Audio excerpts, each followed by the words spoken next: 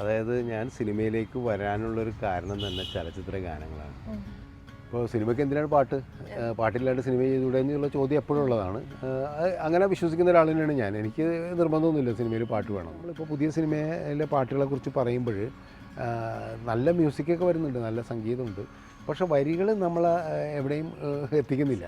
ഒന്നുകിൽ അത് മലയാളമായിരിക്കണം, അല്ലെങ്കിൽ ഇംഗ്ലീഷ് ആയിരിക്കണം. ഇപ്പോൾ പെട്ടെന്ന് അടൂർ സാർ ചോദിച്ചിരുന്നു, കമൽ ഇതിൽ പാട്ടുണ്ടോ എന്ന് ചോദിച്ചു.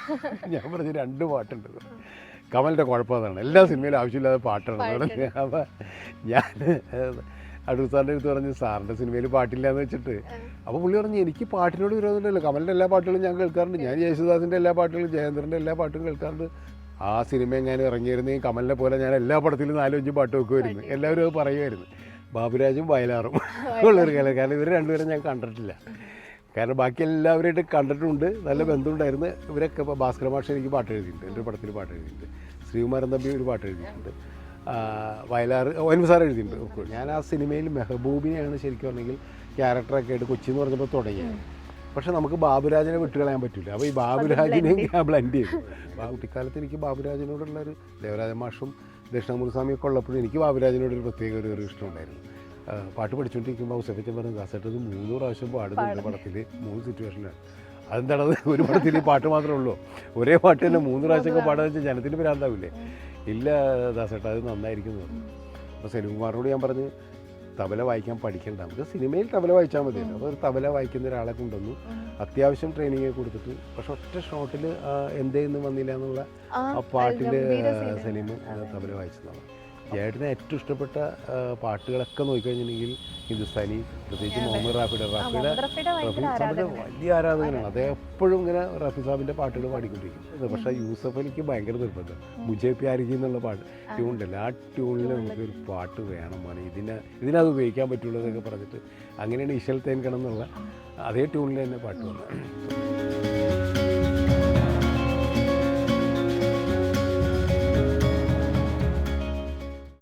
മലയാള സിനിമാ പ്രേക്ഷകരുടെ എക്കാലത്തെയും പ്രിയപ്പെട്ട സംവിധായകൻ കമലാണ് ഇന്ന് മീഡിയ വണ്ണിനൊപ്പം ഉള്ളത്. നമസ്കാരം സർ. നമസ്കാരം. നമ്മൾ സിനിമയിലെ പാട്ടുകളെ കുറിച്ച് തുടങ്ങാമെന്ന് വിചാരിക്കുന്നു. സാറിൻ്റെ സിനിമാ പാട്ടുകളിലേക്ക് വരുമ്പോൾ സിനിമയുടെ പ്രമേയം കഥ പോലെ തന്നെ, പ്രസക്തിയുള്ള പോലെ തന്നെയാണ് അതിലെ പാട്ടുകളുള്ളത്. കഥയ്ക്കൊപ്പം സഞ്ചരിക്കുന്ന രീതിയിൽ നമുക്ക് ആ സിനിമയെ മാറ്റി നിർത്തി അല്ലെങ്കിൽ ആ പാട്ടിനെ വേർതിരിച്ചൊന്നും കാണേണ്ടി വരുന്നില്ല. സിനിമയുടെ കഥയ്ക്കൊപ്പം സഞ്ചരിക്കുന്ന തരത്തിലാണ് പാട്ടുകൾ. അതൊരു സംവിധായകൻ്റെ പാട്ടിനോടുള്ള ഒരു ഇഷ്ടമായിട്ടും കൂടി മനസ്സിലാക്കുകയാണ്. സാറിന് അങ്ങനെ തോന്നിയിട്ടുണ്ടോ പാട്ടിലെ തിരഞ്ഞെടുപ്പുകളിൽ? തീർച്ചയായിട്ടും പാട്ട് ഞാൻ വളരെയധികം ശ്രദ്ധിക്കാറുണ്ട്. പൊതുവെ ഞാൻ പലയിടത്തും പറഞ്ഞിട്ടുണ്ട്, അതായത് ഞാൻ സിനിമയിലേക്ക് വരാനുള്ളൊരു കാരണം തന്നെ ചലച്ചിത്ര ഗാനങ്ങളാണ്. അതായത് സിനിമ എന്നുള്ള മാധ്യമത്തോട് നമ്മൾ അടുപ്പിച്ചത് അത് 2-3 തരത്തിലുണ്ട്. ഒന്ന്, എൻ്റെ കുട്ടിക്കാലത്തൊക്കെ റേഡിയോ ആണ്. അപ്പോൾ സ്കൂളിലൊക്കെ പോകുമ്പോൾ റേഡിയോയിൽ ചലച്ചിത്ര ഗാനങ്ങൾ, നിങ്ങൾ ആവശ്യപ്പെട്ട ചലച്ചിത്ര ഗാനങ്ങൾ എന്ന് പറഞ്ഞിട്ട് അത് കേൾക്കും. അപ്പോൾ യേശുദാസിൻ്റെയൊക്കെ പാട്ടുകളാണെന്നുള്ളത്, ജയേട്ടൻ്റെ ഒക്കെ പാട്ടുകളാണെന്നുള്ളത്. അതുപോലെ തന്നെ എൻ്റെ വീട്ടിൽ അതാണ് പ്രധാനമായിട്ട് എനിക്ക് പാട്ടിലേക്ക് എന്നെ അടുപ്പിച്ചതിന് കാര്യം. എൻ്റെ വീട്ടിലാർക്കും പാട്ടും ആയിട്ട് സംഗീതമായിട്ട് യാതൊരു ബന്ധമില്ല. പക്ഷേ എൻ്റെ കുട്ടിക്കാലത്ത് എൻ്റെ ഫാദറിൻ്റെ അനിയനുണ്ടായിരുന്നു, യൂസഫ് എന്നായിരുന്നു പേര്. യൂസഫ് എളാപ്പ എന്ന് ഞങ്ങൾ വിളിക്കുന്ന എളാപ്പയായിരുന്നു. അദ്ദേഹം ഒരു അനാർക്കിസ്റ്റായിരുന്നു. ഇങ്ങനെ കുത്തഴിഞ്ഞൊരു ജീവിതമായിരുന്നു. കുറേ ഭൂസ്വത്തൊക്കെ ഉണ്ടായിരുന്നു. ചെറുപ്പത്തിലായിട്ട് അത്യാവശ്യം നല്ല രീതിയിൽ ഉഴപ്പി ജീവിക്കുന്ന ഒരാളായിരുന്നു. പുള്ളിക്ക് 2 സുഹൃത്തുക്കളുണ്ടായിരുന്നു. 2 പേരും ഇരട്ടകളായിരുന്നു. ഉണ്ണികൾ എന്നാണ് കുട്ടിക്കാലം മുതൽ നമ്മുടെയൊക്കെ ഉണ്ണികൾ എന്നാണ് അവരെ പറഞ്ഞുകൊണ്ടിരിക്കുന്നത്. 2 പേരും നന്നായി പാടുമായിരുന്നു. ഒരാൾ മുഹമ്മദ് റാഫിയുടെ പാട്ടുകളൊക്കെ പാടുന്നത്, ഗസൽസൊക്കെ പാടുന്ന ഒരാളായിരുന്നു. മറ്റേത് മെഹബൂബിൻ്റെ അങ്ങനെയുള്ള ഇവിടുത്തെ മലയാളം പാട്ടുകളൊക്കെ പാടുന്നത്. 2 പേരും അസലായിട്ട് പാടും. ഈ 2 പേരും പുള്ളിയുടെ ഏറ്റവും അടുത്ത സുഹൃത്തുക്കളായിരുന്നു. അപ്പോൾ എപ്പോഴും ഇടവും വലവുമായിട്ട് ഇവർ 2 പേരും ഉണ്ടാവും. എവിടെ പോകുമ്പോഴും ഇവരുണ്ടാവും. അപ്പോൾ എൻ്റെ വീട്ടിൽ, ഞങ്ങളുടെ അന്ന് തറവാട് വീടാണ്, മതില എന്ന് പറഞ്ഞ സ്ഥലത്താണ് ഞാൻ ജനിച്ചു വളർന്നത്. അവിടെ തറവാടിൽ ഒരു മെയിൻ വീടിനോട് ചേർന്ന് ഒരു ഔട്ട് ഹൗസ് മാതിരി, അത് ഒരു വലിയ ഇതായിരുന്നു. താഴെ ഈ നെൽപ്പുരയൊക്കെ ഉണ്ടായിരുന്നു. അതിൻ്റെ മുകളിൽ മുറികളുണ്ടായിരുന്നു. ആ മുറികളിൽ ഞാനൊക്കെ സ്കൂളിലൊക്കെ പഠിക്കുന്നതൊക്കെ അവിടെ ഇരുന്നിട്ടാണ് പലപ്പോഴും. അവിടെ ഒരു വലിയ ഹാൾ മാതിരി ഉണ്ടായിരുന്നു. അതിൻ്റെ അകത്ത് പഴയ ഗ്രാംഫോൺ പെട്ടി, കുറേ ഡിസ്കും കാര്യങ്ങളൊക്കെ ഉണ്ടായിരുന്നു. അപ്പോൾ ഈ യൂസഫ് എളാപ്പ ഒരുപാട് ഗസൽസൊക്കെ വാങ്ങിച്ചിട്ട്, അത് ഈ ഉണ്ണികൾ അവർക്കൊക്കെ ഭയങ്കര ഗസൽസ് ഇഷ്ടമായിട്ടുണ്ട് ആ കാലഘട്ടത്തിലാണ്. ഫത്തേഹ് അലി ഖാൻ, മെഹദി ഹസൻ, ഗുലാം അലി, അതുപോലുള്ള ആൾക്കാരുടെ, നൂർജഹാൻ, അങ്ങനെ അവരുടെയൊക്കെ ഗസൽസിൻ്റെ മറ്റേ ഇതുണ്ടല്ലോ, ഈ ഗ്രാംഫോൺ റെക്കോർഡ്സ് അതെല്ലാം വീട്ടിലുണ്ടായിരുന്നു. അപ്പോൾ ഈ യൂസഫുള്ളാപ്പ് ഇടക്ക് വന്നിട്ട് ഇതിങ്ങനെ വെച്ച് കേൾക്കും. മൂപ്പര് അത്യാവശ്യം മദ്യപാനമൊക്കെ ഉണ്ട്. അപ്പോൾ ഞാൻ മദ്യം കഴിച്ചിട്ട് വന്നിട്ട് ഇങ്ങനെ വീട്ടിൽ കിടക്കും. ചിലപ്പോൾ അതിങ്ങനെ കാലത്തോട്ട് വൈകുന്നേരം രാത്രി വരെ കിടക്കും, അല്ലെങ്കിൽ രാത്രി മുഴുവൻ കിടക്കും. ഇതിങ്ങനെ കേട്ടുകൊണ്ട് കിടക്കും. പുള്ളി ഒരെണ്ണം തീരുമ്പോൾ മാറ്റി ഇങ്ങനെ വെച്ചിട്ട് ഇങ്ങനെ കിടക്കും. അത് എന്നെ ഭയങ്കരമായിട്ട് സ്വാധീനിച്ചിരുന്നു, ഈ ഗസൽസൊക്കെ. അങ്ങനെയാണ് കുട്ടിക്കാലം മുതലേ, ചെറുപ്പം മുതലേ ഞാനിതിങ്ങനെ കേൾക്കാൻ തുടങ്ങി. പിന്നെ ഞാൻ 7ാം ക്ലാസ്സിൽ പഠിക്കുമ്പോൾ പുള്ളി മരിച്ചുപോയി. പുള്ളി ലിവർ സിറോസിസ് ഒന്ന് മരിച്ചുപോയി. അപ്പോൾ ഈ ഗ്രാംഫോൺ പെട്ടിയും ഈ ഡിസ്കും ഒക്കെ വീട്ടിൽ ബാക്കിയായി. അങ്ങനെ അനാഥമായി. പിന്നെ പുള്ളിക്ക് മക്കളുണ്ടായിരുന്നില്ല. പുള്ളി കല്യാണം കഴിച്ച് വേറെ സ്ഥലത്താണ് താമസിച്ചിരുന്നെങ്കിലും മക്കളൊന്നും ഉണ്ടായിരുന്നില്ല. അപ്പോൾ എപ്പോഴും തറവാട്ടിൽ ഞങ്ങളുടെ കൂടെയായിരുന്നു പുള്ളി ഉണ്ടായിരുന്നത്. അങ്ങനെ ഒരു അനാർക്കി ജീവിതമായിട്ടായിരുന്നു പുള്ളി. ഇങ്ങനെ പെട്ടെന്ന് മരിച്ചുപോയി. പുള്ളിയുടെ 38ാമത്തെ വയസ്സിൽ പുള്ളി മരിച്ചുപോയി. അപ്പോൾ എനിക്ക് ഇത് മുഴുവൻ ഇങ്ങനെ സ്വന്തമായി കിട്ടി. അങ്ങനെ ഇതിങ്ങനെ ഇടയ്ക്കിടയ്ക്ക് ഇത് വെക്കും, കേൾക്കലൊക്കെ ഉണ്ടായിരുന്നു. അങ്ങനെയാണ് പിന്നെ കുറേ കാലം ഈ റേഡിയോയിൽ മലയാള ചലച്ചിത്ര ഗാനങ്ങൾ കേട്ടിട്ടാണ് എനിക്ക് ഇതിനോട് ഒരു പ്രിയം വന്നത്. പിന്നെ ആ സമയത്തൊക്കെ തന്നെ വായനയൊക്കെ ഉണ്ടായിരുന്നു.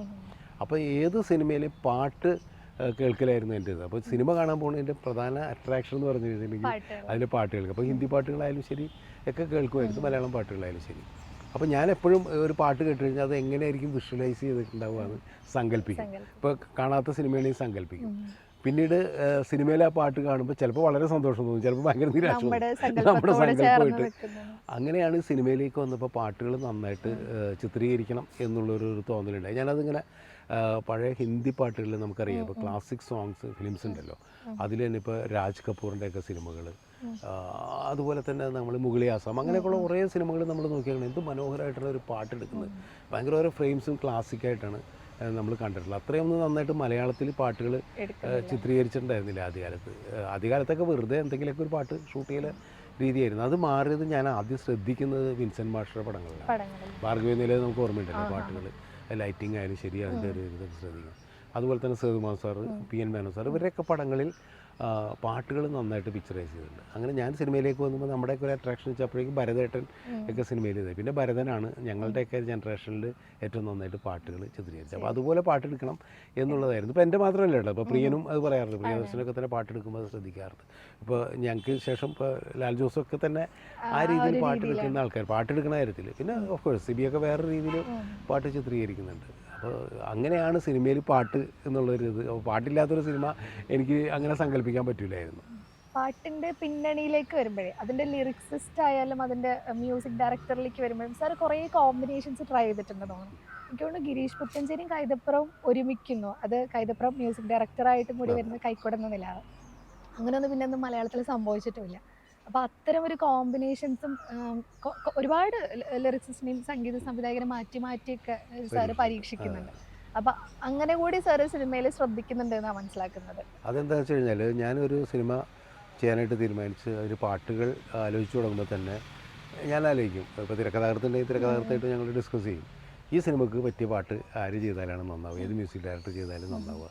അല്ലാതെ എൻ്റെ കഴിഞ്ഞ പടത്തിൻ്റെ മ്യൂസിക് ഡയറക്ടർ തന്നെ വീണ്ടും കണ്ടിന്യൂ ചെയ്യുക, അല്ലെങ്കിൽ സ്ഥിരമായിട്ട് ഒരാളുടെ പാറ്റേൺ അല്ലെങ്കിൽ ഒരു മ്യൂസിക് ഡയറക്ടർ. നമുക്ക് വ്യക്തിപരമായിട്ട് എല്ലാവരുമായിട്ട് നല്ല ബന്ധമുണ്ട്. അതുകൊണ്ട് ആർക്കും അങ്ങനെ പിണക്കുണ്ടാവണ്ടെന്ന് തോന്നുന്നു. അങ്ങനെയായിരുന്നു ഇതുവരെ ഉണ്ടായിട്ടുള്ളത്. ഇതുവരെ അങ്ങനെ പിണക്കൊന്നും ഉണ്ടായിട്ടില്ല ആരും. അപ്പോൾ ഒരു സിനിമയ്ക്ക് പറ്റിയ മ്യൂസിക് ഡയറക്ടർ ആരെന്ന് തീരുമാനിച്ചു കഴിഞ്ഞാൽ അവരെയാണ് വിളിക്കുക. അപ്പോൾ അതിന് ലിറിക്ക് എഴുതാൻ പറ്റിയ ആരാണെന്ന് നോക്കിയിട്ടാണ് വിളിക്കുക. അപ്പോൾ അങ്ങനെ ആദ്യകാലത്ത് ഇപ്പോൾ എൻ്റെ ഫസ്റ്റ് ഫിലിമിൽ അർജുന മാഷായിരുന്നു മ്യൂസിക് ചെയ്തത്. അത് സത്യത്തിൽ എൻ്റെ ചോയ്സ് അല്ലായിരുന്നു.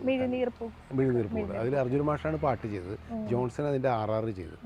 അപ്പോൾ അതെൻ്റെ ചോയ്സ് അല്ല, അത് പ്രൊഡ്യൂസറുടെ ചോയ്സ് ആയിരുന്നു. കാരണം വെച്ച് കഴിഞ്ഞാൽ ആ പ്രൊഡ്യൂസർക്ക് ഒരേ ഒരു കണ്ടീഷൻ ഉണ്ടായുള്ളൂ സിനിമ തുടങ്ങുന്ന സമയത്ത്.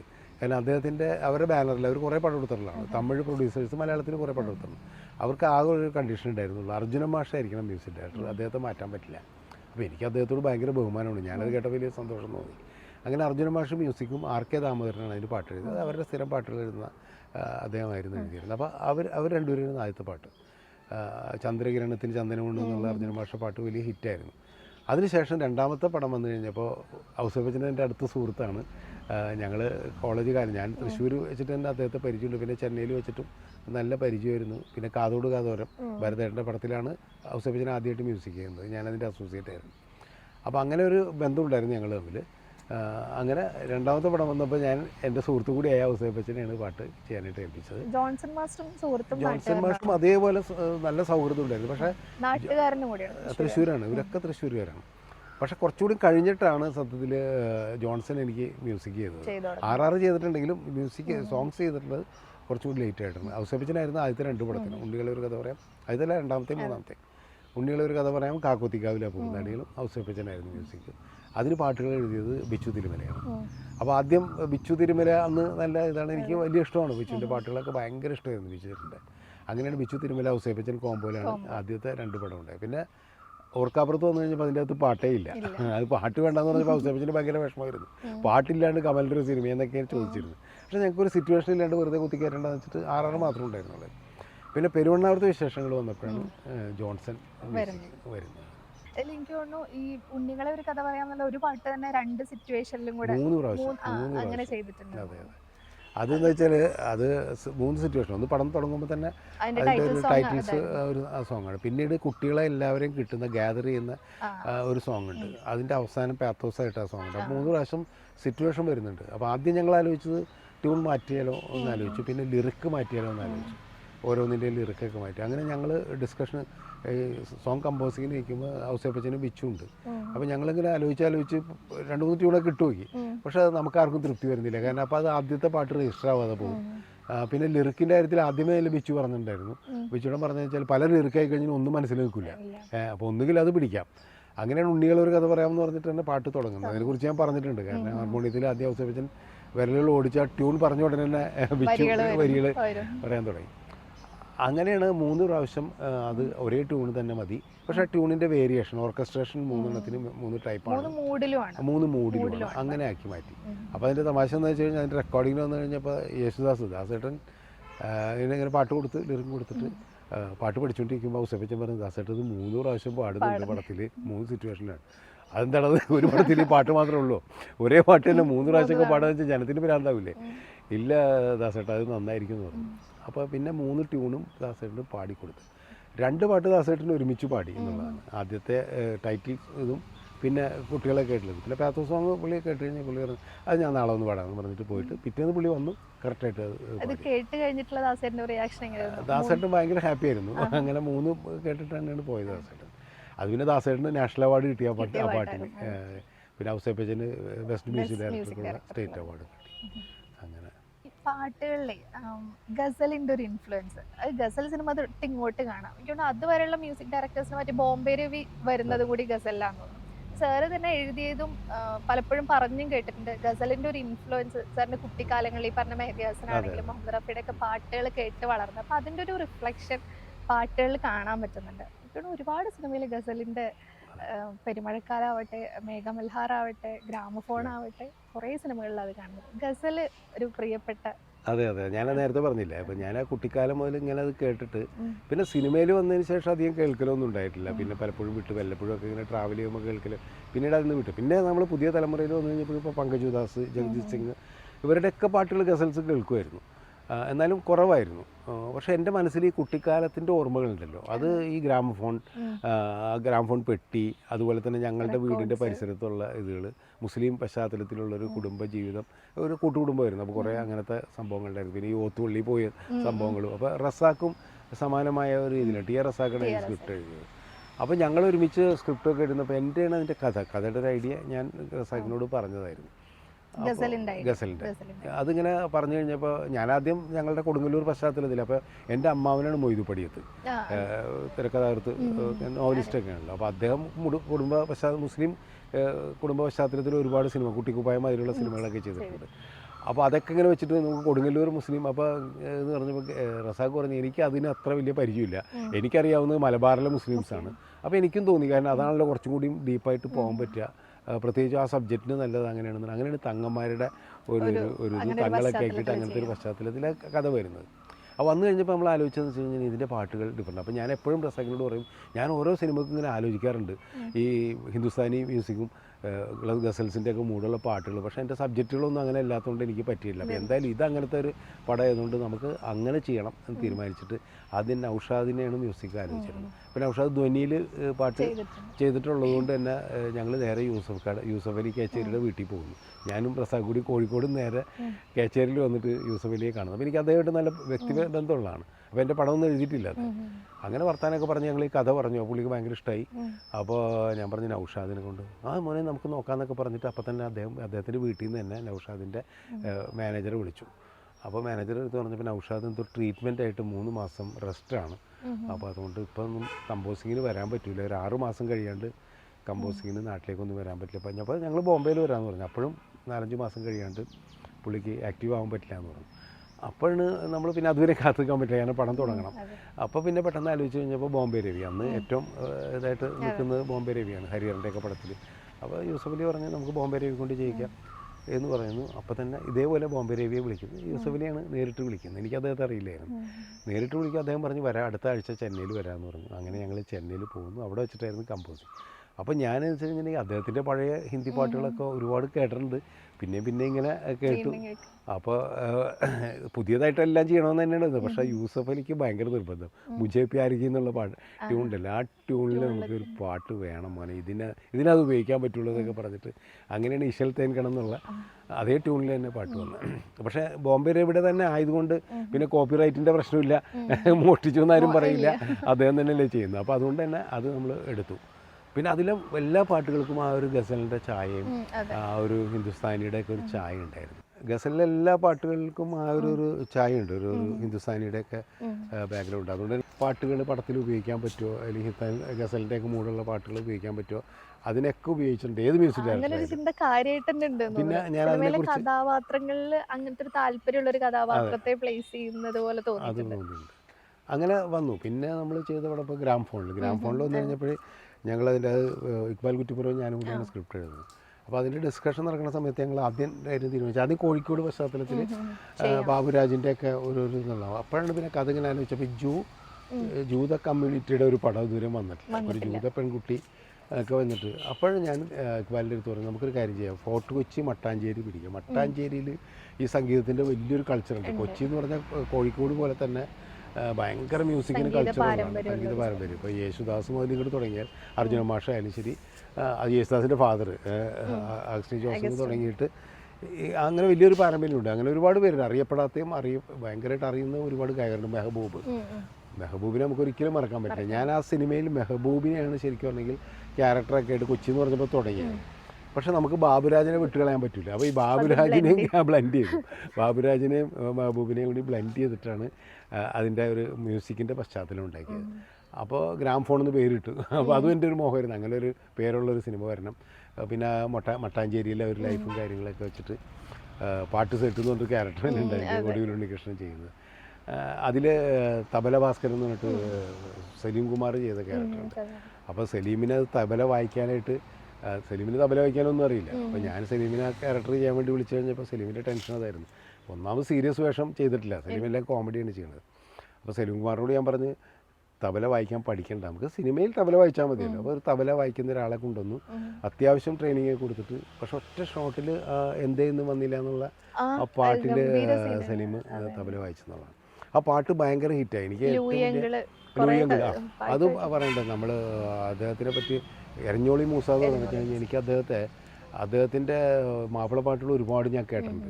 അപ്പം ഞാൻ ഈ ലൂയി അങ്കിളുടെ ക്യാരക്ടർ ആര് ചെയ്യും എന്നുള്ളൊരു ആലോചന പല കാസ്റ്റിംഗ് ഒക്കെ ആലോചിച്ചു. അപ്പോൾ ഒരു പുതിയൊരു മുഖമുണ്ട്, പ്രത്യേകിച്ച് ഒരു ഡിഫറെൻറ്റ് ഫീച്ചേഴ്സുള്ള മുഖം കിട്ടിയ പേര് പോലെയൊക്കെ തന്നെ ഒരു ലുക്കൊക്കെ ഉള്ള ഒരാളെ കിട്ടിയ തിരക്കില്ല എന്ന് വെച്ചിട്ട് അങ്ങനെയാണ് യാദൃശ്യമായിട്ട് ഒരു ടെലിവിഷൻ പ്രോഗ്രാമിൽ ഈ മുസക പാടുന്നത് കേട്ടു.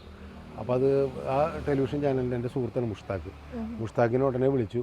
മുഷ്താഖാണ് ആ പ്രോഗ്രാം ചെയ്തത്. ആ മുഷ്താഖിനോട് പറഞ്ഞ് ഇവിടെ മൂസാക്കയുടെ നമ്പർ കിട്ടുക, ഇപ്പോൾ തന്നെ എടുത്തു തരാമെന്ന് എടുത്ത് തന്ന് മൂസാഖനെ നേരിട്ട് വിളിച്ചു. മൂസാക്ക എക്സൈറ്റഡ് ആയി, പുള്ളി വിചാരിച്ച് പാടാനാണ് വിളിക്കണമെന്ന്. അപ്പോൾ ഞാൻ പറഞ്ഞു പാടാനല്ല, അഭിനയിക്കാനാണ്. മൂസാക്ക വന്ന് കൊച്ചിയിൽ വരാമോ? അദ്ദേഹം കൊച്ചിയിൽ വന്ന് അങ്ങനെയാണ് അദ്ദേഹത്തിനെ കാസ്റ്റ് ചെയ്യുന്നത്. അപ്പോൾ പുള്ളിക്ക് നല്ല ടെൻഷൻ ഉണ്ടായിരുന്നു അഭിനയിക്കാനായിട്ട്. അപ്പോൾ അതിൻ്റെ പാട്ടുകൾ വന്നപ്പോൾ വിദ്യാസാഗറായിരുന്നു പാട്ട്. ഞങ്ങൾ എറണാകുളത്ത് തന്നെയാണ് അതിൻ്റെ കമ്പോസിങ് ഒക്കെ ഉണ്ടായിരുന്നത്. വിദ്യാസാഗർ വന്നു, ഞങ്ങൾ പാട്ട് ഗിരീഷ് പുത്തഞ്ചേരി പാട്ട് ഞങ്ങൾ കമ്പോസിങ് തുടങ്ങിക്കഴിഞ്ഞപ്പോൾ ഞാൻ വിദ്യാസാഗറിൻ്റെ അടുത്ത് പറഞ്ഞത് എനിക്ക് വേണ്ടത് വിദ്യാസാഗർ നമ്മുടെ കഴിഞ്ഞ പടങ്ങളിലൊക്കെ ചെയ്ത മ്യൂസിക്കല്ല, ആ സ്റ്റൈലിലുള്ള മ്യൂസിക്കല്ല, എനിക്ക് വേണ്ടതെന്ന് പറഞ്ഞു കഴിഞ്ഞിട്ടുണ്ടെങ്കിൽ ഹിന്ദുസ്ഥാനി ഗസലും ഒക്കെ ആയിട്ടുള്ള. അപ്പോൾ വിദ്യാസാഗറിൻ്റെ ഒരു പ്രത്യേകത എന്ന് പറഞ്ഞാൽ അപ്പോഴും ഞാനത് മനസ്സിലാക്കണം, പുള്ളി ചെറുപ്പം മുതലേ ഒരുപാട് ഹിന്ദുസ്ഥാനി സോങ്സ് കേൾക്കുന്ന ഒരാളാണ്. അദ്ദേഹത്തിൻ്റെ ഒരു പ്രത്യേകത എന്ന് വെച്ചാൽ അദ്ദേഹത്തിൻ്റെ ഫാദർ അദ്ദേഹം ഓർക്കസ്ട്രയൊക്കെ വായിച്ചുകൊണ്ടിരുന്നായിരുന്നു. ബാബുരാജിൻ്റെയും അവരുടെയൊക്കെ പടങ്ങളിൽ ബാബുരാജിൻ്റെ വളരെ പ്രസിദ്ധമായ പടങ്ങളിലൊക്കെ അദ്ദേഹം ഓർക്കസ്ട്ര വായിച്ചിട്ടുള്ളതാണ്. അപ്പോൾ അങ്ങനെ കുട്ടിക്കാലം മുതൽ പുള്ളി മലയാളം പാട്ടുകളും കേട്ടിട്ടുണ്ട്, മറ്റെല്ലാ ഈ ഹിന്ദുസ്ഥാനി മ്യൂസിക്കൊക്കെ പഠിച്ചിട്ട് കൂടിയുള്ള ആളാണ്. അങ്ങനെയാണ് അതിലേക്ക് എത്തുന്നത്. അപ്പോൾ ഈ പാട്ടെന്ന് പറഞ്ഞു കഴിഞ്ഞാൽ ഒരു പർട്ടിക്കുലറായിട്ട് ഒരു മെഹഫിൽ മാതിരിയുള്ള ഒരു പാട്ട് വേണം എന്ന് പറയുമ്പോൾ അതിൻ്റെ താളം, അതിൻ്റെ ആ താളമേളം അതൊക്കെ വേണമല്ലോ. അപ്പോൾ ഇതാര് പാടും എന്നുള്ളതൊക്കെയാണ് പെട്ടെന്ന് നമ്മൾ ദാസേട്ടനെയാണല്ലോ ആലോചിക്കുന്നത്. അപ്പോൾ വിദ്യാസാഗറാണ് പറഞ്ഞത് നമുക്ക് മാറിയൊരു ശബ്ദം. അപ്പോൾ ഹരിഹരൻ ആദ്യം ആലോചിച്ചു, പിന്നെ ജയേട്ടനെ അപ്പോൾ നമുക്ക് അപ്പോഴേക്കും എൻ്റെ 2-3 പടം പ്രായം തമ്മിലൊക്കെ പാടിക്കഴിഞ്ഞു. എന്നാലും ഹിറ്റായതുകൊണ്ട് തന്നെ ജയേട്ടനെ കൊണ്ട് പാടിക്കാമെന്ന് പറഞ്ഞു. അപ്പോൾ ജയേട്ടനാണ് ഈ ഹിന്ദുസ്ഥാനി ഭയങ്കര ഇഷ്ടമുള്ള ആളാണ്. ഹിന്ദുസ്ഥാനി പഠിച്ചിട്ടില്ലെങ്കിലും നമുക്കറിയാമല്ലോ ജയേട്ടനെ പറ്റിയിട്ട് പറയുമ്പോഴേ ജയേട്ടനെ ഏറ്റവും ഇഷ്ടപ്പെട്ട പാട്ടുകളൊക്കെ നോക്കിക്കഴിഞ്ഞിട്ടുണ്ടെങ്കിൽ ഹിന്ദുസ്ഥാനി, പ്രത്യേകിച്ച് മുഹമ്മദ് റാഫിയുടെ റഫി സാബിൻ്റെ വലിയ ആരാധകനാണ്. അദ്ദേഹം എപ്പോഴും ഇങ്ങനെ റഫി സാബിൻ്റെ പാട്ടുകൾ പാടിക്കൊണ്ടിരിക്കും. അപ്പോൾ അതുപോലൊരു പാട്ട് പാടണം എന്നുള്ളത് കൂടി അദ്ദേഹത്തിൻ്റെ ഒരു വലിയ ആഗ്രഹമായിരുന്നു. അങ്ങനെയാണ് അതിലേക്ക് വന്നത്. പൂർത്തീകരിക്കാൻ പറ്റി, നന്നായിട്ട് അത് പാടുകയും ചെയ്തു. പാട്ട് ഭയങ്കര ഹിറ്റാവുകയും ചെയ്തു. അതാണ് ഗസൽ ഉപയോഗിച്ചിട്ട് ഗ്രാമഫോണിൽ വന്നു. ഗ്രാമഫോണിലെ പാട്ടുകൾ ഇപ്പോഴും വീണ്ടും വീണ്ടും കേൾക്കുന്ന പാട്ടുകളാണ്. എൻ്റെ ഇന്നും വന്നില്ല, പൈക്കറുമ്പിയും, അങ്ങനെ എല്ലാ പാട്ടുകളും, നിനക്കെൻ്റെ മനസ്സിൽ. പക്ഷെ എനിക്ക് തോന്നുന്നു ഒരു അണ്ടർ റേറ്റഡ് ആയിട്ട് പോയൊരു പാട്ടായിരിക്കും വിളിച്ചത് എന്നൊരു വീണ്ടും. നല്ല ഗംഭീര പാട്ടുമാണ്. അതെവിടെയും അങ്ങനെ പറഞ്ഞു കേൾക്കാറുമില്ല.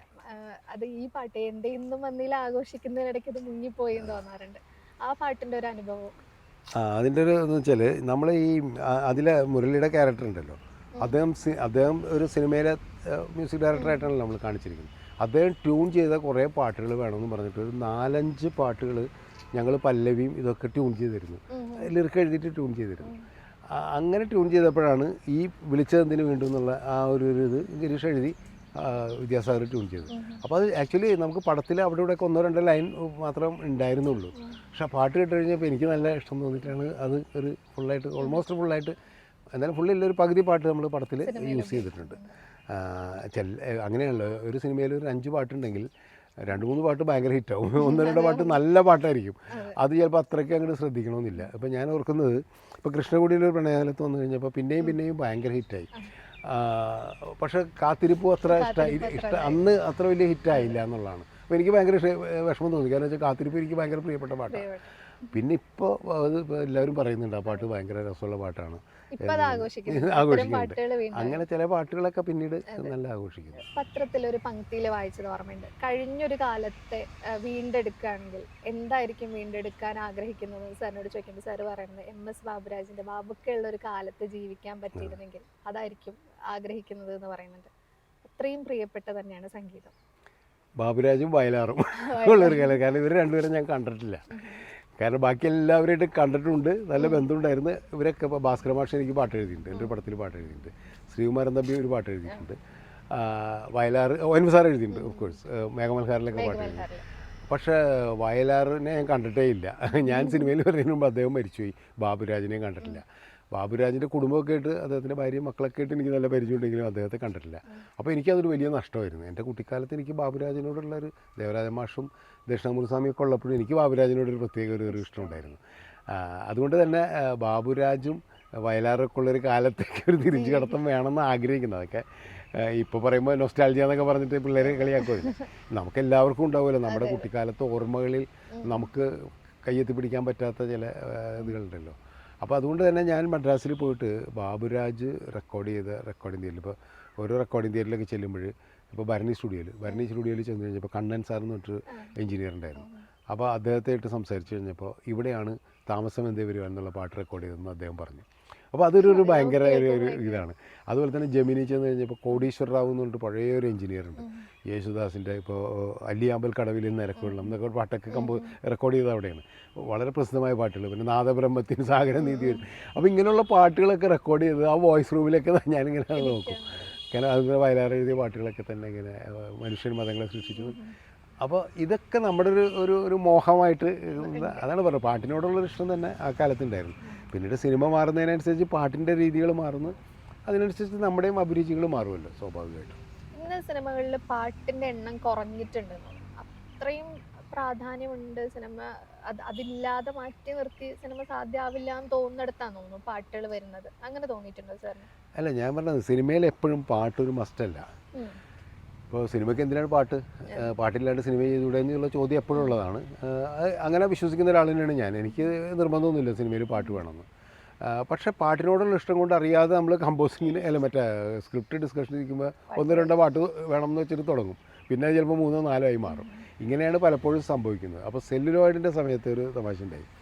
സെല്ലുലോയിഡ് 2 പാട്ട് ഞാൻ തീരുമാനിച്ചു കമ്പോസിങ് കമ്പോസിങ്ങിന് മുമ്പാണ് എനിക്ക് ഇതിൽ ചില കാര്യങ്ങളെക്കുറിച്ചൊരു അവ്യക്തത ഉണ്ടായിരുന്നുകൊണ്ട് തിരുവനന്തപുരത്ത് പോയിട്ട് എൻ്റെ റെഫറൻസിന് വേണ്ടിയിട്ട് പലതവണ പോവുകയൊക്കെ ചെയ്തപ്പോൾ അടൂർ സാർ ഒരിക്കൽ ജെ.സി. ഡാനിയലിനെ കണ്ടിട്ടുണ്ടെന്ന് പറഞ്ഞു. അപ്പോൾ എനിക്ക് അടൂർ സാറിനായിട്ട് കുറേ കാര്യങ്ങൾ സംസാരിക്കണമെന്ന് വെച്ചിട്ട് ഞാൻ സാറിൻ്റെ വീട്ടിൽ പോയി. അടൂർ സാറിനോട് സ്ക്രിപ്റ്റ് പറഞ്ഞു. സാർ ഒരു ദിവസം ഫ്രീ ആയിരുന്നു, അങ്ങനെ ഞാൻ ഫുൾ സ്ക്രിപ്റ്റ് പറഞ്ഞു.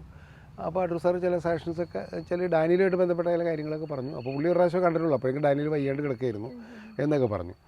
അപ്പോൾ എന്നോട് ഇങ്ങനെ സംസാരിച്ചു വന്നു കഴിഞ്ഞപ്പോൾ പെട്ടെന്ന് അടൂർ സാർ ചോദിച്ചിരുന്നു, കമൽ ഇതിൽ പാട്ടുണ്ടോ എന്ന് ചോദിച്ചു. ഞാൻ പറഞ്ഞു 2 പാട്ടുണ്ട്. കമലിൻ്റെ കുഴപ്പം അതാണ്, എല്ലാ സിനിമയിലും ആവശ്യമില്ലാതെ പാട്ടാണെന്ന് പറഞ്ഞു. അപ്പോൾ ഞാൻ അടൂർ സാറിൻ്റെ അടുത്ത് പറഞ്ഞു സാറിൻ്റെ സിനിമയിൽ പാട്ടില്ല എന്ന് വെച്ചിട്ട്. അപ്പോൾ പുള്ളി പറഞ്ഞു എനിക്ക് പാട്ടിനോട് വിരോധമില്ലല്ലോ, കമലിൻ്റെ എല്ലാ പാട്ടുകളും ഞാൻ കേൾക്കാറുണ്ട്, ഞാൻ യേശുദാസിൻ്റെ എല്ലാ പാട്ടുകളും ജയേന്ദ്രൻ്റെ എല്ലാ പാട്ടും കേൾക്കാറുണ്ട്, സുശീലയുടെ ഒക്കെ എല്ലാവരുടെയും പാട്ട് കേൾക്കുന്ന ആളാണ്, ഹിന്ദി പാട്ടുകളൊക്കെ കേൾക്കുന്ന ആളാണ്. പാട്ട് എനിക്ക് ഇഷ്ടമാണ്, പക്ഷേ എൻ്റെ സിനിമയിൽ പാട്ട് വരുമ്പോൾ ഞാൻ ആലോചിക്കും വേണ്ട എന്ന് പറഞ്ഞു. അപ്പോൾ ഞാൻ അദ്ദേഹത്തോട് ചോദിച്ചു, സാർ ആദ്യം ഒരു സിനിമ ചെയ്യാനിരുന്നായിരുന്നു സ്വയംവരത്തിന് മുമ്പ്. ആ സിനിമയിൽ 4 പാട്ടുള്ളതായിട്ട് എനിക്കറിയാമായിരുന്നു, പക്ഷെ അത് എന്തോ കാരണത്താൽ നിന്ന് പോയിരുന്നു. പിന്നീട് സാറ് സ്വയംവരം ചെയ്തതിന് ശേഷം പാട്ടുണ്ടായിട്ടില്ല ഒരു പടത്തിലും. അപ്പോൾ പുള്ളിയോട് പറഞ്ഞത് എന്താ അറിയാമോ, ആ സിനിമ എങ്ങനെ ഇറങ്ങിയിരുന്നെങ്കിൽ കമലിനെ പോലെ ഞാൻ എല്ലാ പടത്തിലും 4-5 പാട്ട് വെക്കുമായിരുന്നു, എല്ലാവരും അത് പറയുമായിരുന്നു. അപ്പോൾ ഓരോ സംവിധായകർക്കും ഓരോ രീതി ഉണ്ടല്ലോ. അപ്പോൾ പുള്ളിയായിട്ട് ചിരിച്ചിട്ട് പറഞ്ഞു, അല്ല ഓരോ സംവിധായകർക്കും ഒരു രീതിയുണ്ട്, കമൽ നന്നായിട്ട് പാട്ട് ഷൂട്ട് ചെയ്യുന്നതുകൊണ്ട് കുഴപ്പമില്ല എന്ന് പറഞ്ഞു. സെല്ലുലോയിഡിലെ പാട്ട് ഭയങ്കര ഹിറ്റാവുകയും ചെയ്തു. ആ പാട്ടിന് കിട്ടി, സിത്താരയ്ക്ക് കിട്ടി, വൈക്കം വിജയലക്ഷ്മി കിട്ടി, പിന്നെ എം.ജി. ജയചന്ദ്രന് കിട്ടി. അങ്ങനെ കുറേ അവാർഡുകൾ അത് നന്നായി. അങ്ങനെയാണ് കാലം. അപ്പോൾ ചില സിനിമകളൊക്കെ അങ്ങനെയാണ് സംഭവിക്കുന്നത്. അപ്പോൾ നേരത്തെ പറഞ്ഞതെന്ന് തുടങ്ങിക്കഴിഞ്ഞിട്ടുണ്ടെങ്കിൽ ഇപ്പം നമ്മൾ ഓരോ മ്യൂസിക് ഡയറക്ടറെ പരീക്ഷിക്കണില്ലേ, അതിൻ്റെ ഭാഗമായിട്ടാണ് ഇങ്ങനെ ഓരോരുത്തരെ പരീക്ഷിച്ചത്. അതിൽ ഏറ്റവും പ്രധാനപ്പെട്ട ഒരു കാര്യം പറയേണ്ടത് മേഘമൽഹാറാണ്. മേഘമൽഹാർ ഇതേപോലെ വന്നു കഴിഞ്ഞപ്പോൾ ഹിന്ദുസ്ഥാനി സംഗീതമൊക്കെ ഉള്ള സിനിമ ആയതുകൊണ്ട് തന്നെ ആര് മ്യൂസിക് ഡയറക്ടർ എന്നുള്ള രീതിയിൽ വന്നു കഴിഞ്ഞപ്പോൾ അപ്പോൾ അത് ഞാൻ തന്നെയാണ് അതിൻ്റെ സ്ക്രിപ്റ്റ് എഴുതുന്നത്, ഞാൻ തന്നെ അതിൻ്റെ എഴുത്തുമായിട്ടിരിക്കുന്ന സമയത്ത് ഞാൻ ഈ ഗർഷോം എന്ന് പറഞ്ഞ സിനിമയിൽ പറയാൻ മറന്ന പരിഭവങ്ങൾ എന്നുള്ള ഹരിഹരൻ്റെ പാട്ട് കേട്ട് കഴിഞ്ഞപ്പോൾ അതിങ്ങനെ വീണ്ടും വീണ്ടും വീണ്ടും കേൾക്കുമായിരുന്നു. എൻ്റെ ഒരു നമ്മൾ അങ്ങനെയുള്ള ഒരു എക്സർസൈസാണ് അത്. ചില ഒരു സ്ക്രിപ്റ്റ് വർക്ക് ചെയ്യുമ്പോൾ പ്രത്യേകിച്ച് ഞാൻ എഴുതുന്ന പടത്തിൽ ഞാനിങ്ങനെ പാട്ടുകൾ കേട്ടുകൊണ്ടേയിരിക്കും. എഴുതാനായിട്ട് എന്നെ ഭയങ്കരമായിട്ട് ഹോണ്ട് ചെയ്യും, ഹെൽപ്പ് ചെയ്യും അവസാനങ്ങൾ. അപ്പോൾ ഈ പറയാൻ മറന്ന പരിഭവങ്ങൾ എന്ന് പറഞ്ഞാൽ ഞാൻ ഒരു 10-100 പ്രാവശ്യം കേട്ടിട്ടുണ്ടാവും, ഇങ്ങനെ കേട്ടുകൊണ്ടിരിക്കും. അപ്പോൾ ഞാനിങ്ങനെ ആലോചിച്ചു, അങ്ങനെയാണ് രമേഷ് നാരായണനെ കൊണ്ട് എന്നെ മ്യൂസിക് ചെയ്യിച്ചാൽ എന്താണ്. കാരണം രമേഷ് നാരായണൻ എനിക്കന്ന് പരിചയമൊന്നുമില്ല, വ്യക്തിപരമായിട്ട് പരിചയമൊന്നുമില്ല. അദ്ദേഹത്തിൻ്റെ ഒരുപാട് പാട്ടുകൾ ഈ പറഞ്ഞ ഒരു ഗസൽസൊക്കെ ഹിന്ദുസ്ഥാനി മ്യൂസിക്കെല്ലാം ഒരുപാട് കേട്ടറിലാണ്. അപ്പോൾ ഞാനങ്ങനെ രമേഷ് നാരായണനെ വിളിക്കുന്നു. അപ്പോൾ രമേഷ് നാരായണൻ്റെ ഒരു കണക്ഷൻ എന്ന് വെച്ച് കഴിഞ്ഞാൽ മാതൃഭൂമിയാണ് അത് പ്രൊഡ്യൂസ് ചെയ്തത്. മാതൃഭൂമി അതിനെ പ്രൊഡ്യൂസ് ചെയ്തിട്ടുള്ള ഒരു TV സീരിയലിൽ രമേഷ് നാരായണൻ മ്യൂസിക് ചെയ്തിട്ടുണ്ടായിരുന്നു. അപ്പോൾ അവരുടെ ഓഫീസിൽ നിന്ന് തന്നെ രമേഷ് നാരായണനെ വിളിച്ചു കണക്ട് ചെയ്തു. അദ്ദേഹം വളരെ ഹാപ്പിയായി. ഞാൻ സിറ്റുവേഷനൊക്കെ പറഞ്ഞു കഴിഞ്ഞപ്പോൾ അപ്പോൾ ആരുടെ പാട്ട് എഴുതി കഴിഞ്ഞാൽ നമ്മൾ ONV സാറിനെയാണ് ഉദ്ദേശിക്കുന്നത്. ONV സാറിനെ വിളിച്ചു. സാറിന് അപ്പോൾ വരാൻ സമയമില്ല, കാരണം സാറ് എന്തോ തിരക്കൊക്കെ ആയിട്ട് തിരുവനന്തപുരത്താണ്. അപ്പോൾ എനിക്കാണെങ്കിൽ ഷൂട്ടിംഗ് തുടങ്ങുക വേണം. അപ്പോൾ എനിക്ക് തിരുവനന്തപുരത്ത് നിന്ന് കമ്പോസ് ചെയ്യാൻ നേരമില്ല. അങ്ങനെ രമേഷ് നാരായണൻ ട്രിവാൻഡ്രത്താണ്. അപ്പോൾ രമേഷ് പറഞ്ഞു, അങ്ങനെയാണെങ്കിൽ ഞാൻ ONV സാറായിട്ട് അവിടെ ഇരുന്നാൽ പോലെ ഞാൻ കോഴിക്കോട് വരേണ്ട കാര്യമുണ്ടോ. അപ്പോഴേക്കും ഞാൻ ഷൂട്ടിംഗ് തുടങ്ങിയെന്നുള്ളതാണ്. കാരണം എന്ന് വെച്ച് കഴിഞ്ഞാൽ അന്ന് ഈ കഥ ആദ്യം ആലോചിക്കുമ്പോൾ പാട്ട് വേണ്ട, RR കുറേ ഹിന്ദുസ്ഥാനിയൊക്കെ കയറ്റാമെന്നാണ് ഉദ്ദേശിച്ചിരുന്നത്. അതുകൊണ്ട് തന്നെ ഷൂട്ടിംഗ് തുടങ്ങാറായി കഴിഞ്ഞപ്പോഴേക്കാണ് പാട്ട് വേണം എന്നുള്ളൊരു തോന്നൽ വരികയും ഷൂട്ടിംഗ് തുടങ്ങിയില്ല. പക്ഷേ അതിൻ്റെ കാര്യങ്ങളൊക്കെ ആയിട്ട് ഞാൻ കോഴിക്കോടായിരുന്നു. അങ്ങനെ ഫോണിൽ വിളിച്ച് പറഞ്ഞിട്ടാണ് ONV സാറിനോട് സിറ്റുവേഷൻ പറഞ്ഞ് രമേഷ് നാരായണൻ ONV സാറിൻ്റെ വീട്ടിൽ പോയിട്ട് ഇരുന്നിട്ട് അവിടെ ഇരുന്നിട്ടാണ് കമ്പോസ് ചെയ്യുന്നത്. അതാണ് ഒരു നിറപുഷ്പമായി എന്നുള്ള പാട്ടും അതുപോലെ പൊന്നുഷസ് എന്നുള്ള 2 പാട്ടുണ്ട്. അതും അതിൻ്റെ അകത്ത് അറിയാലോ, ഒരു നിറപുഷ്പമായിൽ ഒരുപാട് ഹിന്ദുസ്ഥാനി ഇൻ ബിറ്റ്വീനൊക്കെ വോക്കലും അതൊക്കെ വരുന്നുണ്ട്.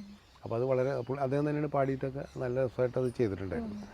അപ്പോൾ ONV സാറിനെ സംബന്ധിച്ചോളം വളരെ മനോഹരമായിട്ട് സാറ് തന്നെ എന്നോട് പറഞ്ഞു, എനിക്ക് എഴുതി കഴിഞ്ഞപ്പോൾ വലിയ സാറ്റിസ്ഫാക്ഷൻ തോന്നി, കമൽ സബ്ജക്റ്റ് പറഞ്ഞു കഴിഞ്ഞപ്പോൾ എനിക്ക് നന്നായിട്ട് അത് ഹുക്ക് ചെയ്തു എന്നൊക്കെ പറഞ്ഞു. അതുപോലെ തന്നെയാണ് പൊന്നുഷസ് എന്നുള്ളത്. അത് ആദ്യം ഞാൻ പറഞ്ഞു കഴിഞ്ഞപ്പോൾ സാറ് വേറൊരു മൂഡിലാണ് അത് ആലോചിച്ചത്. ഈ പാടവും മറ്റതൊക്കെ വെച്ചിട്ട് അങ്ങനെയൊക്കെയുള്ളൊരു ഗ്രാമമൊക്കെയാണ് അദ്ദേഹത്തിൻ്റെ മനസ്സിൽ പെട്ടെന്ന് കയറി വന്നതെന്ന് എനിക്ക് തോന്നുന്നു. അത് വെച്ചിട്ട് എഴുതി. അപ്പോൾ ഞാൻ അദ്ദേഹത്തോട് പറഞ്ഞു, സാറേ നമ്മളത് അങ്ങനെയല്ല ഉദ്ദേശിച്ചത്, ഞാൻ കന്യാകുമാരിയാണ് ഉദ്ദേശിക്കുന്നത്. കന്യാകുമാരിയിലാണ് അവർ അതിലേക്കുള്ളൊരു യാത്ര, ഒരു മടക്കയാത്രയാണ്, അവരുടെ ഒരു ബാല്യത്തിലേക്കുള്ളൊരു മടക്കയാത്രയാണ്, അവരുടെ മനസ്സിലുള്ള പ്രണയമൊക്കെയാണ്. അപ്പോൾ പുള്ളിക്ക് പെട്ടെന്ന് എത്തി. എന്നാൽ പിന്നെ അത് ആദ്യം കമൽ എനിക്കെന്തോ മനസ്സിൽ കയറിയില്ല എന്ന് പറഞ്ഞു. അങ്ങനെ അദ്ദേഹം കന്യാകുമാരിയൊക്കെ ബാക്ക്ഗ്രൗണ്ട് വെച്ചിട്ട്, അപ്പോൾ അതിന് ഭയങ്കര രസമായിട്ട് വന്നു. എന്താണ് ചിലത് അങ്ങനെയാണ്, ഒത്തു വരുന്നതാണ് അങ്ങനെ ഈ പറഞ്ഞ കന്യാകുമാരിക്കുള്ള യാത്രയിൽ ഇപ്പൊ നമ്മളൊക്കെ നമ്മുടെ ബാക്ക്ഗ്രൗണ്ടിൽ ഈ പാട്ടുണ്ട്, ജന്മങ്ങൾക്കപ്പുറത്തേക്കും ഒരു ചമ്പകം പൂക്കും സുഗന്ധം. അതെ, അങ്ങനെ പറഞ്ഞു.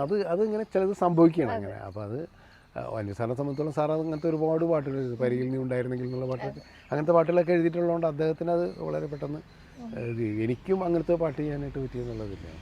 അപ്പോൾ പാട്ടുകളുടെ ഒരു പ്രധാനം എനിക്ക് തോന്നുന്നത് വെച്ച് കഴിഞ്ഞാൽ നല്ല ട്യൂൺഡായിട്ടും കാര്യമില്ല, നല്ല ലിറിക്കുകൾ, നല്ല വരികൾ. ഇപ്പോൾ ജന്മങ്ങൾക്കപ്പുറത്തെന്നോ ചെമ്പകവും പൂക്കും സുഗന്ധം എന്ന് നിങ്ങൾ ഇപ്പോഴത്തെ പുതിയ തലമുറയ്ക്ക് അത് ഇഷ്ടപ്പെടുന്നുണ്ടെങ്കിൽ ആ വരികൾ നിങ്ങളെ സ്വാധീനിക്കുന്നുണ്ടെന്നുള്ളതാണ്. അതുകൊണ്ടാണ് നമ്മളിപ്പോൾ പുതിയ സിനിമയിലെ പാട്ടുകളെക്കുറിച്ച് പറയുമ്പോൾ നല്ല മ്യൂസിക്കൊക്കെ വരുന്നുണ്ട്, നല്ല സംഗീതമുണ്ട്, പക്ഷെ വരികൾ നമ്മൾ എവിടെയും എത്തിക്കുന്നില്ല. ഒന്നുകിൽ അത് മലയാളമായിരിക്കണം, അല്ലെങ്കിൽ ഇംഗ്ലീഷായിരിക്കണം. ഇംഗ്ലീഷ് പാട്ടിനോട് എനിക്ക് വിരോധമൊന്നുമില്ല, ഇംഗ്ലീഷ് നന്നായിട്ട് പാട്ട് കേൾക്കാവാം. പക്ഷേ ഈ മലയാളം ഇംഗ്ലീഷ് കൂടി മിക്സ് ചെയ്യുമ്പോൾ ഒരു പാട്ടും രണ്ട് പാട്ടൊക്കെ ആവാം, പക്ഷേ എല്ലാ പടത്തിലും അങ്ങനെ ആകുമ്പോൾ അതൊരു വിരസത നമുക്ക് ഫീൽ ചെയ്യുന്നു. അതെ അതെ അതെ അത് അങ്ങനത്തെ ഒരു സിറ്റുവേഷൻ ആയിട്ട് ചെയ്യാം. അപ്പോൾ എല്ലാ പാട്ടിലും അത് ചെയ്ത് കഴിഞ്ഞാൽ ബോറായിരിക്കും. ഹിന്ദുസ്ഥാനി പോലെ തന്നെയാണ് ആമിയില് ഒരു ബംഗാളി ആ പാട്ടുകളിലൊക്കെ അതിൻ്റെ ഒരു കുറച്ച് പോർഷൻസ് വരുന്നുണ്ട്. ആ പാട്ടുകളൊക്കെ ഉണ്ടാക്കിയ ഒരു അനുഭവം എങ്ങനെയായിരുന്നു? അത് എം ജയചന്ദ്രനാണ് അതിൻ്റെ മ്യൂസിക്. അത് മാധവിക്കുട്ടിയുടെ ജീവചരിത്രമാണല്ലോ. അപ്പോൾ കമലാദാസ് കുറേ കാലം കൽക്കട്ടയിൽ ജീവിച്ചിട്ടുണ്ട്. അപ്പോൾ കൽക്കട്ടയിൽ പോർഷനിൽ വരുന്നതാണ് ആ പാട്ട്. അപ്പോൾ പക്ഷേ അതിൽ എന്താ പറയുക, നാട്ടിലെ സംഭവങ്ങളും കൂടി ഉണ്ട്. അപ്പോൾ മിക്സ് ചെയ്തിട്ടാണ് നമ്മൾ ചെയ്തത്. അപ്പോൾ നീർമാതളം പൂത്ത കാലം എന്ന് പറഞ്ഞിട്ടാണ് തുടങ്ങുന്ന പാട്ട്. അതിൽ നമ്മുടെ ഒരു കേരളത്തിൻ്റെ പശ്ചാത്തലത്തിലുള്ളൊരു പാട്ടിൻ്റെ മൂടി തുടങ്ങിയിട്ട് പിന്നെ ബംഗാളി ഫോക്ക്, അത് ബംഗാളി ഫോക്കാണ് ശരിക്കും. ആ ബംഗാളി ഫോക്കിലേക്ക് കയറുകയാണ്. അത് ജയചന്ദ്രന് അത്ര ബംഗാളി ഫോക്ക് പഠിച്ചിട്ടൊന്നുമില്ലായിരുന്നു, അപ്പോൾ ഒരുപാട് കേട്ടിട്ടുണ്ട്. അപ്പോൾ ജയചന്ദ്രൻ വെച്ചൊരു ഫ്രണ്ടിനെ വിളിച്ചു. ജയചന്ദ്രൻ തന്നെ ഏതോ ഒരു പാട്ടിന് വേണ്ടിയിട്ട് അദ്ദേഹത്തിൻ്റെ ഹെൽപ്പൊക്കെ എടുത്തിട്ടുണ്ടായിരുന്നു. അപ്പോൾ അദ്ദേഹത്തെ വിളിച്ചു. ഞങ്ങൾ ബോംബെയിൽ ചെന്ന് അദ്ദേഹം വന്നു. അവിടെ വെച്ചിട്ടാണ് അതിൽ ലിറിക്കൊക്കെ ഉണ്ട്, ബംഗാളി ലിറിക്കൊക്കെ അദ്ദേഹം തന്നെ എഴുതിയത്. അദ്ദേഹത്തിൻ്റെ പേര് ഞാൻ വിട്ടുപോയി, ഒരു ബംഗാളിയാണ് അദ്ദേഹമാണ് ആ ലിറിക്കൊക്കെ എഴുതിയത്. ലിറിക്ക് എഴുതിയിട്ട് അതിൻ്റെ ഈ ബംഗാളി ഫോക്കിനെ കുറിച്ചൊക്കെ അദ്ദേഹം പറഞ്ഞു. അങ്ങനെയാണ് അതിലത് നമ്മൾ ഉപയോഗിച്ചത്. പിന്നെ ശ്രേയ ഘോഷൽ പാടിക്കഴിഞ്ഞപ്പോൾ അതിൻ്റേതായ ഒരു വലിയൊരു ഇത് വന്നു. അതും ബോംബെയിൽ വെച്ചിട്ട് റെക്കോർഡിങ്ങൊക്കെ അവിടെ തന്നെയായിരുന്നു. പിന്നെ അതിലെനിക്ക് മറക്കാൻ പറ്റാത്തൊരു കാര്യം പറഞ്ഞേ പറ്റൂ. കാരണം ആമിയിൽ എന്ന് വെച്ച് കഴിഞ്ഞാൽ ജയചന്ദ്രൻ്റെ പാട്ട് മാത്രമല്ല, 2 ഹിന്ദുസ്ഥാനി സംഗീതമുണ്ട്, പാട്ടുണ്ട്, ഹിന്ദി പാട്ടുകളുണ്ടല്ലോ. ആ ഹിന്ദി പാട്ട് എന്ന് വെച്ചാൽ പക്ക ഗസൽസാണത്. അത് മ്യൂസിക് ചെയ്തേക്കുന്നത് തൗഫീഖ് ഖുറൈഷിയാണ്, സക്കീർ ഹുസൈൻ്റെ അനിയനാണ്. സക്കീർ ഹുസൈൻ്റെ അനിയനെ കൊണ്ട്, അപ്പോൾ സക്കീർ ഹുസൈനെ നമുക്ക് അപ്പോൾ അഫോർഡബിൾ അല്ല, അദ്ദേഹം അമേരിക്കയിലാണ്. അപ്പോൾ തൗഫീഖ് ഖുറൈഷിനെ വിളിച്ചു. അദ്ദേഹത്തെ റസൂൽ പൂക്കുട്ടി വഴിയാണ് ഞാൻ കണക്ട് ചെയ്തിട്ട് അദ്ദേഹത്തെ വിളിച്ചു കഴിഞ്ഞപ്പോൾ അദ്ദേഹം എന്നെ പറ്റിയൊക്കെ ഇങ്ങനെ കുറേ റെഫർ ചെയ്തു. ഓക്കെ എന്നൊക്കെ പറഞ്ഞു. പിന്നെ മാധവിക്കുട്ടിയുടെ ലൈഫാണെന്ന് പറഞ്ഞു കഴിഞ്ഞപ്പോൾ അദ്ദേഹം ചെയ്യാമെന്ന് പറഞ്ഞു. അപ്പോൾ അതുപോലെ തന്നെ ആഗ്രഹമായിരുന്നു ഗുൽസാറിനെ കൊണ്ട് പാട്ട് എഴുതണം. അപ്പോൾ ഞാൻ റഫീഖിനോട് റസൂൽ പൂക്കുട്ടിയോട് ഈ കാര്യം പറഞ്ഞു കഴിഞ്ഞപ്പോൾ റസൂലും ഗുൽസാറും കൂടി ഒരുമിച്ചാണ് ഓസ്കാറൊക്കെ വാങ്ങിച്ചത് ആ വർഷം. അപ്പോൾ ആ പുള്ളിക്ക് നന്നായിട്ട് വ്യക്തിപരമായിട്ട് തന്നിട്ടുണ്ട്. ഞാൻ പറഞ്ഞു നോക്കാമെന്ന് പറഞ്ഞ് റസൂൽ പൂക്കുട്ടി അദ്ദേഹത്തോട് ഗുൽസാറിനോട് സംസാരിച്ച്, അപ്പോൾ ഗുൽസാർ ചെയ്യാമെന്ന് പറഞ്ഞു, 2 പാട്ട് ചെയ്യാമെന്ന് പറഞ്ഞു. ഞാൻ ബോംബെ ചെന്ന് ഗുൽസാറിൻ്റെ വീട്ടിലേക്ക് പോയി. അതൊരു വല്ലാത്തൊരു മൊമെൻ്റാണ് എന്നെ സംബന്ധിച്ചോളം. റസൂൽ പൂക്കുട്ടിയാണ് കൂട്ടിക്കൊണ്ട് പോകുന്നത്. അദ്ദേഹത്തെ കണ്ടു, സംസാരിച്ചു, കഥയൊക്കെ പറഞ്ഞു കഴിഞ്ഞപ്പോൾ കമലാദാസനല്ല അവർ പറയാം, മാധവിക്കുട്ടിയെ നന്നായിട്ട് വ്യക്തിപരമായിട്ട് അറിയാമായിരുന്നു അദ്ദേഹത്തിന്. കാരണം അവർ കുറേ കാലം ബോംബെയിൽ താമസിച്ചിരുന്നു. ആ സമയത്ത് ഗുൽസാറിൻ്റെ അടുത്തൊക്കെ വരുമായിരുന്നു, അവർ ഒരുമിച്ച് പല പരിപാടിയിലും പങ്കെടുത്തിട്ടുണ്ടെന്നൊക്കെ പറഞ്ഞു. അപ്പോൾ അദ്ദേഹം ഭയങ്കര ത്രില്ഡായി. അങ്ങനെയാണ് അദ്ദേഹത്തിനെ കൊണ്ട് 2 പാട്ട് എഴുതിച്ചത്. ഗുൽസാർ പാട്ട് എഴുതുന്ന പറയുമ്പോൾ പിന്നെ തൗഫീഖ് ഖുറൈഷിക്ക് വേറെ ഒന്നും പറയാനില്ല. അദ്ദേഹത്തെ പോയി കണ്ടു, അദ്ദേഹം ചെയ്തത് നല്ല രസമായിട്ട് 2 പാട്ടുകളും ചെയ്തിട്ടുണ്ട്. അവിടെ ഹിന്ദി സിംഗേഴ്സ് തന്നെയാണ് പാടിയത്, ഗസൽസൊക്കെ കൂടുതൽ പാടുന്ന സിംഗേഴ്സിനെ പാടുന്നത്. അതൊരു മറക്കാൻ പറ്റാത്ത ഒരു അനുഭവമാണ്. അപ്പോൾ അങ്ങനെയുള്ള ചില കാര്യങ്ങൾ കൂടി നമ്മൾ ഈ പറയുന്ന കാര്യം ഗസലും ഇതൊക്കെയാണ്. പിന്നെ അത് പറഞ്ഞപ്പോഴാണ് ഈ ബംഗാളി ഫോക്കിൻ്റെ കാര്യം പറഞ്ഞപ്പോഴാണ് ഞാൻ അതിനു മുമ്പ് ഒരു ബംഗാളി ഫോക്ക് ഒരു പടത്തിൽ ചെയ്തിട്ടുണ്ട്, മഴയത്ത് മുമ്പേ. മഴയത്ത് മുമ്പിൽ ഈ ശ്രീനിവാസനെ പടം തുടങ്ങുമ്പോൾ മമ്മൂട്ടിനെ അന്വേഷിച്ചിട്ട് കൽക്കട്ടയിലുള്ള യാത്രയുണ്ട്. ആ യാത്രയുടെ അകത്ത് ഒരു പാട്ടുണ്ട്, ഗംഗാമ്മ എന്ന് പറഞ്ഞിട്ട് ഒരു പാട്ട് തുടങ്ങുന്നുണ്ട്. അത് ചെയ്തത് രവീന്ദ്ര മാഷല്ല. രവീന്ദ്ര മാഷ് ബാക്കിയൊക്കെ പാട്ട് ചെയ്തെങ്കിലും ഇത് ആനന്ദ് എന്ന് പറഞ്ഞിട്ട് ഒരു മ്യൂസിക് ഡയറക്ടറാണ്. അത് മദ്രാസിലുള്ള പുള്ളി ജിങ്കിളൊക്കെ ചെയ്യുന്നൊരു കക്ഷിയാണ്. 2 പാട്ട് അദ്ദേഹം ചെയ്തിട്ടുണ്ടായിരുന്നു. അതിൻ്റെ അകത്ത് ഒരു കോളേജിലെ ക്യാമ്പസിലെ ഒരു റാപ്പ് സോങ് ഉണ്ടായിരുന്നു. ആ റാപ്പ് സോങ്ങും ഇതും അദ്ദേഹമാണ് ചെയ്തത്. അപ്പോൾ അതിലും ഇതേപോലെ ബംഗാളി ഫോക്ക് കുറേ യൂസ് ചെയ്തിട്ടുണ്ട്. അതിൻ്റെ ബീച്ചിലൊക്കെ ബംഗാളി ഫോക്ക് ഉപയോഗിച്ചിട്ടുണ്ട്. അപ്പോൾ അന്നോട്ട് മഴയത്ത് മുമ്പോട്ട് തുടങ്ങിയിട്ടുണ്ട് പരിപാടി. ഈ ആമിയിലെ ബീജിയും അതുപോലെ തന്നെ ഫ്ലൂട്ട് വെച്ചിട്ടുള്ള കുറച്ച് സംഭവങ്ങളുണ്ട്. അതെ അതെ, ഭയങ്കര രസമായിട്ട് ചെയ്തിട്ടുണ്ട്. അത് എം ജയചന്ദ്രനല്ല, അത് ബിജിബാലാണ്. അതിൻ്റെ RR ചെയ്തത് ബിജിബാലാണ്. ആ വർഷത്തെ ബെസ്റ്റ് ബാക്ക്ഗ്രൗണ്ട് സ്കോറിന് അവാർഡും കിട്ടി ബിജിബാൽ ചെയ്തു. അങ്ങനെ ഞാൻ പറഞ്ഞ വെച്ചാൽ സംഗീതത്തിൻ്റെ വിവിധ മേഖലയിലുള്ള മ്യൂസിക് ഡയറക്ടേഴ്സിനൊക്കെ ഞാൻ മാക്സിമം ഉപയോഗിച്ചിട്ടുണ്ട്, പരിഭവമില്ലാത്ത രീതിയിൽ. കാരണം അല്ലെങ്കിൽ എം ജയചന്ദ്രൻ ഇപ്പോൾ സെല്ലുലോയിഡിന് എം ജയചന്ദ്രനാണ് RR ചെയ്തത്, പെരുമഴക്കാലത്തിന് എം ജയചന്ദ്രനാണ് RR ചെയ്തത്. അപ്പോൾ സ്വാഭാവികമായിട്ടും ആമിയും RR എന്തുകൊണ്ട് എം ജയചന്ദ്രനെ കൊണ്ട് ചെയ്യിച്ചില്ല എന്നുള്ള ചോദ്യം ഉണ്ട്, ചിലരെന്നോട് ചോദിക്കുകയും ചെയ്തു. അപ്പോൾ ഞാൻ പറഞ്ഞു എം ജയചന്ദ്രൻ ചെയ്യാൻ പറ്റാണ്ടല്ല, അദ്ദേഹത്തിന് വളരെ മനോഹരമായിട്ട് ചെയ്യാൻ പറ്റും, പക്ഷേ ബിജുബാലിനെ ഉപയോഗിക്കണം എന്ന് എനിക്ക് തോന്നി. പക്ഷേ എം ജയചന്ദ്രൻ ഒന്നും പറഞ്ഞില്ല, അങ്ങനെയാണ് അത് ചെയ്തത്. അത് ഈ പറഞ്ഞ വരി മനോഹരമായിട്ട് അദ്ദേഹം ചെയ്തു. വരിക്കാശ്ശേരി മനയിൽ ഞാൻ ഷൂട്ട് ചെയ്തിട്ടുണ്ടെങ്കിലും വരിക്കാശ്ശേരി മനയിൽ തമ്പുരാൻ ഒരു സിനിമയിലും എൻ്റെ സിനിമയിൽ വന്നിട്ടില്ല, തമ്പുരാക്കന്മാരൊന്നും എൻ്റെ സിനിമയിലെ നായകന്മാരായിട്ടില്ല. മാധവിക്കുട്ടിയുടെ ഒരു ജീവിതമുണ്ട്, എൻ്റെ കഥ എഴുതിയൊരു മാധവിക്കുട്ടി ഉണ്ടല്ലോ, അവരുടെ ജീവിതമുണ്ട്. ഞാൻ അതിനെ കൂടുതൽ ഫോക്കസ് ചെയ്യാം എന്നുള്ള രീതിയിലാണ് ഞാൻ അങ്ങനെ ട്രീറ്റ്മെൻറ്റൊക്കെ അങ്ങനെ ആയത്. വെറുതെ ഒരു പ്രലോഭനം ഉണ്ടായാൽ മാത്രം മതം മാറുന്ന ഒരു സ്ത്രീ ആയിരിക്കില്ല അവർ, ഒരിക്കലും ആയിരിക്കില്ല. പ്രണയത്തിൻ്റെ പേരിലുമാണെന്ന് നമുക്ക് വിശ്വസിക്കാനായിട്ട് കുറച്ച് ബുദ്ധിമുട്ടുണ്ട്. കാരണം അവർക്ക് മനസ്സിൽ പ്രണയം ഉണ്ടെങ്കിലും അങ്ങനെ മെറ്റീരിയലൈസ് ചെയ്തിട്ട് പെട്ടെന്ന് മതം മാറിയിട്ടൊന്നും പ്രേമിക്കേണ്ട കാര്യമില്ലായിരുന്നു. അവർക്ക് ഇതേ മതത്തിൽ ഒന്നുകൊണ്ട് തന്നെ പ്രണയിക്കാം, ആരും അവരെ തടയുന്നില്ല. അപ്പോൾ അതായിരിക്കില്ല കാരണം. പിന്നെ എന്തായിരിക്കും, ഒരുപക്ഷെ ഇസ്ലാം എന്നുള്ള ഒരു ഐഡിയോളജിയോട് തോന്നിയൊരു ഇഷ്ടമായിരിക്കാം. പിന്നെ വ്യക്തിപരമായിട്ട് ഞാൻ മനസ്സിലാക്കിയ ചില കാര്യം എന്ന് വെച്ച് കഴിഞ്ഞിട്ടുണ്ടെങ്കിൽ, അവർ വയസ്സായി കഴിഞ്ഞപ്പോൾ അവരുടെ ഈ യൗവനം ചോർന്നു പോകുന്നു, ചർമ്മം ചുളുങ്ങുന്നു എന്നുള്ളത് അത് പബ്ലിക്ക് കാണാതിരിക്കണം എന്നുള്ളത് അവർ ആഗ്രഹിച്ചിരുന്നു. അത് അവരുടെ വളരെ വ്യക്തിപരമായിട്ടുള്ളൊരു കാര്യമായിരുന്നു. അപ്പോൾ അതിന് ഒരു മറയായിരുന്നു ഈ ഇസ്ലാമിക് വേഷം എന്നുള്ളത് കൊണ്ട് കൂടിയൊക്കെയായിരിക്കാം. അതിനപ്പുറത്ത് അവർ തന്നെ പറഞ്ഞിട്ടില്ല, എന്നെ സംബന്ധിച്ചുള്ള മതം എന്ന് പറഞ്ഞാൽ വസ്ത്രം മാറുന്ന പോലെ ഉള്ളൂ. അപ്പോൾ ഒരു വസ്ത്രം എടുത്ത് അണിഞ്ഞേ ഉള്ളൂ. അവർ വിദ്യാപാലനായിരുന്നെങ്കിൽ ഇങ്ങനെയാകും, അത് മാറിയപ്പോൾ മഞ്ജു വാര്യർ ചെയ്തപ്പോൾ അങ്ങനെ ആയി, അത് ശരിയായില്ല എന്നൊക്കെ ഉള്ളൊരു തോന്നൽ. പക്ഷേ എനിക്കങ്ങനെ മഞ്ജു വാര്യർ മോശമായി എന്ന് എനിക്കൊരു അഭിപ്രായമില്ല. ഭാഷയൊക്കെ അവർ മാക്സിമം, ഇപ്പോൾ ഞാൻ വിദ്യാപാലനാണ് അഭിനയിപ്പിച്ചിരുന്നെങ്കിൽ ഞാൻ ആരെക്കൊണ്ടെങ്കിലും ഡബ് ചെയ്യിക്കണം, കാരണം അവർക്ക് മലയാളം പറയാൻ പറ്റില്ല. അപ്പോൾ അതൊരു വലിയ ഒരു ബുദ്ധിമുട്ടാണ്. കുറച്ചും കൂടി നന്നായിട്ട് ഭാഷ സംസാരിക്കാനായിട്ട് ശ്രമിച്ചിട്ടുണ്ടെന്നാണ് ഞാൻ വിചാരിക്കുന്നത്.